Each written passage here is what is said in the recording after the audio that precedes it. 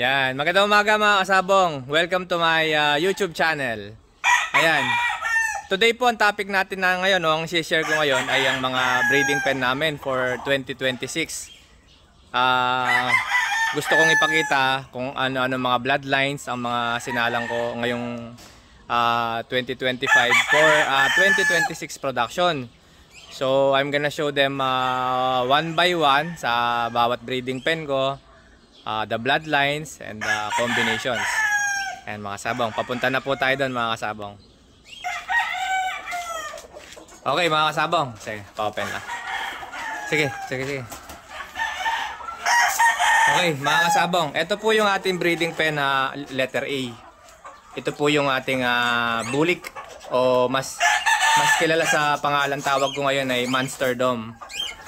Okay, ayan po mga kasabong. So, ang production po natin ito mga kasabong, bali lumalabas po na 3/4 po ang ating dome na ito sa kalalabasan po nila. Kasi, meron po tayong 50-50 na dome. Yung nga po, ito nga po ang ating super broodstags na dome. Okay, ang kulay po niya parang kanaway dome po yan. Pero ito po mga pure na breeding hen, bull hen na mga dome. Okay. So tapos na po tayo mga kasabong sa sa early bird. Going sa local na po tayo. Okay. Ito po yung ating breeding pen B. Okay, all John Bishop Kelso. Okay, kung mapapansin niyo mga kasabong, we have the straight comb and the P-comb side, but they are the same bloodline. So yung straight comb, we call them the machine Kelso. So, we made a little difference sa name para po maano lang po sila, ma-distinguish lang po sila kung sa Machine Kelso siya o sa John Bishop Kelso siya. So, this is all pure John Bishop Kelso. As you can see mga kasabong, this is a broodstag and then we have the hens. Hen, pagka po hen siya, may dad ng konti, stag po yung dala natin. Okay, this is all pure Sigoy White naman mga kasabong. Yan. Okay. Kung nakita nyo po ito, may mga unang breeding pen po tayo. Ito po una nakasalang dito ay yung unang sinalang ko dito for early bird is 50-50. Ibig sabihin nagmating po ako ng JBK Wine Red over sa ating mga Sigoy White. Ngayon naman po for breeding purposes na tayo kasi ito po magiging local to national born na po ang production na ito. This is all pure Sigoy White. Okay, this is one of my most favorite broodcocks na sinasalang itong P-comb na ito. And then ito po mga bull hen po yan, mga tested po yan. We have tried them sa mga pinakamalalaking pit, yung mga kapatid po nila, mga tested na po sila. So this is breeding pen letter C. All Sigoy White, all pure. Okay. Okay, dito naman sa breeding pen na D, this is the Haskell hatch o yung pong side na ito, kung mapapansin nyo, light side po yung mga inahin, they are all green legs. And then we have a dark hatch na brood bull stag. Yung po ang isang side ng ating Haskell na dark naman. So mayroon pong mga dark na babae ito na nasa ibang breeding pen. To avoid inbreeding, ginagawa ko po hindi ko po pinag-mating yung same family ng mga hatches ko. So ito po, itong light side na ito, sila po yung mga original nating mga inahin. Mapapansin nyo mga kasabong nag-force molting po kami, kaya po yung mga inahin, halos inahin po ang gamit ko ngayon.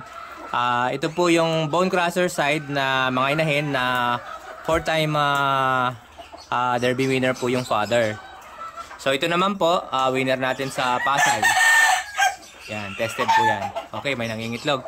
Pa-check lang ako later nun Okay mga kasabong, this is the breeding pen letter D. Okay, this is all gray. Ayan mga kasabong, sa mga nasa GC po namin, yan. Ito po yung aking Larry Romero Gray na mga original na hindi ko tinatanggal. Okay, may ito po, mga pullet po ito, pero meron po mga inahin yan na nakasalang din. Ay, yung iba po medyo molted pa. Kaya mga pulet pa pong gamit ko. So this I'm producing here, 3-port din po ito. Because we are using 50-50 Larry Romero Gray over Joe Black po ito. Ito po 3-time winner na. Yan, 3-time winner na po yan mga kasabong. Ito po ang ating gray na ito. Baldado na rin po ito. Yung pong isang pakpak nito, baldado na rin. So this is a 3-port production also. Pang-breeding na po ito. Okay. Ang Larry Romero ko po na ito mga kasabong, I have them. Lupit. I have them mga kasabong since since pandemic. Yung pong sa Santa Cruz pa po kami nag-event nun. Okay. Ayan, gaganda. So this is another 3-port na pang-breeding materials. Okay. Dito po breeding pen letter F. These are all Joe Blacks. Yan, ito mga pulet po lahat yan. Pulet po lahat yan. Tapos meron po tayong brood, bull stag po ito mga kasabong ha. Okay, ginamit din po natin to last year.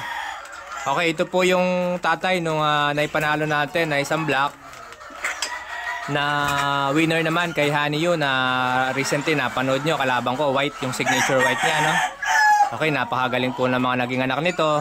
Lamang na lamang po sa panalo. Tapos ito po, binibreeding na naman po natin siya to another batch of Joe Black na mga pullets. So this is all pure Joe Black sa aking breeding pen letter D. Okay. Okay mga kasabong, nandito naman tayo sa isang breeding pen A1 o 1A. Okay, silver bullet kanaway mga kasabong. Okay, these are my gray. Ito may mga favorite gray ko. O mas mga inahin po lahat yan, o mapapansin nyo. I call them the silver bullet kanaway. These are my own production. Blend po ito ng RRZN at ng aking John Bishop Kelso. Kung mapapansin nyo nga po, naiba na po yung kulay ng panang iba dito. Kagaya po dito, ito po ay derby winner din po yan. Okay, white pit na po siya. So napakagaling po ng naging performance nito, lalo na yung mga ibang kulay na pana ganito na yellow pit at saka white pit. So this is one of my favorite pagdating sa gray, ang aking silver bullet kanaway. Okay, these are Sigoy White mga kasabong. Sigoy White, may halo po itong white chocolate. Karamihan po ng mga ganyan, mga green legs, ito po 50-50 po itong mga babae dito. Meron po silang Haskell, kaya po may green-legged tayong mga white chocolate na mga hen. Gawa po ng Haskell at ng Sigoy White. And then we are breeding them again to a pure test. Ito, baldado na po yung kanan nito ha. Derby winner ko po ito, baldado. Kak na po ito, nasa 3 years old. Baldado na rin po yung kanan. Ayan. So this is another breeding pen of 3-port. Sa akin namang Sigoy White. White chocolate po ito. Karamihan white chocolate. Okay, dito po, pag maliit lang po yung breeding pen, nagmamaximize po tayo ng mga 5 to 7 pullets only. Okay, this is our all Rubio Gold. Rubio White Gold po lahat ito. And then we have the Rubio Gold na broodcock. Okay, ayan mga kasabong. This is all pure Rubio Gold. This is all pure Rubio Gold. Ayan, mga tested bloodline ko po yan mga kasabong.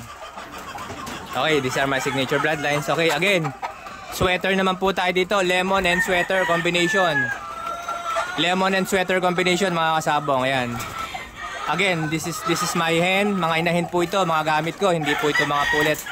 Tapos kung naalala nyo po, ito po yung isang sweater ko na winner. Halos wala pong sugat yon, isang winner na yan. Napakagaling po na pinakita ng ating manok na ito na naipanalo ko. Just recently po nitong local natin na December born sila, no? Local banded po sila. Okay. Madami po ito mga kasabong. Okay, this is another combination. Sigoy White. Okay, eto hindi pa rin tayo naubusan. 50-50 production po ito. These are all Sigoy White naman over John Bishop Kelso. Yep, early bird po ito na John Bishop Kelso. Of course, nanalo po yan. Tapos ito po, mga inahin po ito na mga Sigoy White. Okay, lagi ko pong sinasabi pagka po inahin ang gamit ko,